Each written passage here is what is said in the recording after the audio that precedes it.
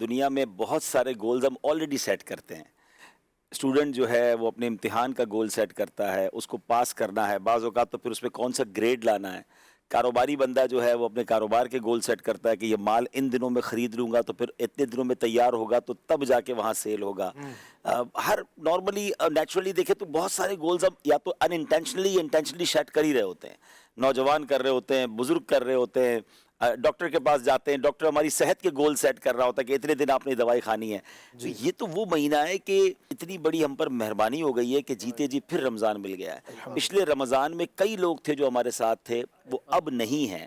ہمیں نہیں معلوم کہ ہم اگلے رمضان میں دنیا میں ہوں گے کہ نہیں. تو سب سے پہلا گول تو ہمارا یہ سیٹ ہونا چاہیے، ٹارگٹ یہ سیٹ ہونا چاہیے کہ اس رمضان کو ہم اپنی زندگی کا آخری رمضان سمجھ کے ہم یہ سمجھیں کہ ہم پر مرنے سے پہلے ایک مہربانی کر دی گئی ہے کہ ہمیں پھر رمضان دے دیا گیا. سرکار دو عالم علیہ الصلوۃ والسلام کی وہ حدیث پاک جس کا مضمون ہے کہ اگر میری امت کو معلوم ہوتا رمضان کیا ہے تو وہ تمنا کرتے کہ پورا سال ہی رمضان ہو. یہ ایک حدیث ہی رمضان کی امپورٹنس بیان کرنے کے لیے کافی ہے. سب سے پہلے تو ہمارا یقیناً جو مین ٹارگٹ ہو وہ یہ ہونا چاہیے کہ میں نے روزے ایٹ اینی کاسٹ پورے رکھنے ہیں. روزے کے بغیر تو پاسبل ہی نہیں ہے نا، کیسے رمضان گزر جائے گا. مسلمان کو رمضان ملا اور وہ روزے نہ رکھے، وہ تو انتظار کرے پورا سال روزہ رکھنے کے.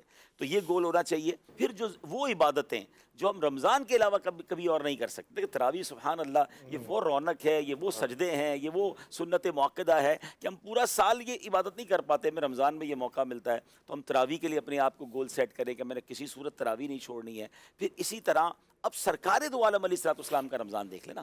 لیکن ایک مومن کے لیے سب سے مین چیز یہ ہے کہ نبی پاک علیہ السلام رمضان کیسے گزارتے تھے. سرکار دو عالم علیہ الصلوۃ والسلام رمضان میں خوب سخاوت فرماتے. اچھا، اور اس میں ہر آنے والے سائل کو عطا فرماتے. تو اگر میں اور آپ یہ بھی گول سیٹ کر دیں کہ اپنی اپنی حیثیت کے مطابق ہم انشاءاللہ رمضان میں خوب سخاوت کریں گے. اور یہ بات طے ہے ناظرین، اللہ کی راہ میں خرچ کرنے سے مال کم نہیں ہوتا. اور ماہ رمضان میں جہاں نیکیوں کا اجر بڑھ جائے گا تو آپ کے صدقے کا اجر بھی بڑھ جائے گا. تو آپ دیتے رہیے اور پھر اپنی آنکھوں سے دیکھتے رہیے کہ اللہ اس میں اضافہ کرے. اسی طرح درود شریف کا اگر سیٹ کر لیں، تلاوت کا کر لیں کہ بھائی میں اگر 3 قرآن ختم کرنے ہیں تو مجھے روزانہ کتنے پارے پڑھنے ہوں گے. آپ کیلکولیشن کے ساتھ چلیں تو آپ کے لیے کچھ چیز بوجھ نہیں بنے گی. ایسے ہی آپ ہر نماز کے بعد کوئی گول سیٹ کر لیں کہ میں نے یہ تسبیحات پڑھنی ہے، اتنے درود پاک پڑھنے ہیں. اگر آپ نے پورا قرآن پڑھنا ہے تو روز کا 1 پارہ پڑھنا ہے، زیادہ پڑھنا ہے تو ہر نماز کے بعد 1 پارہ قرآن پاک پڑھ لیں.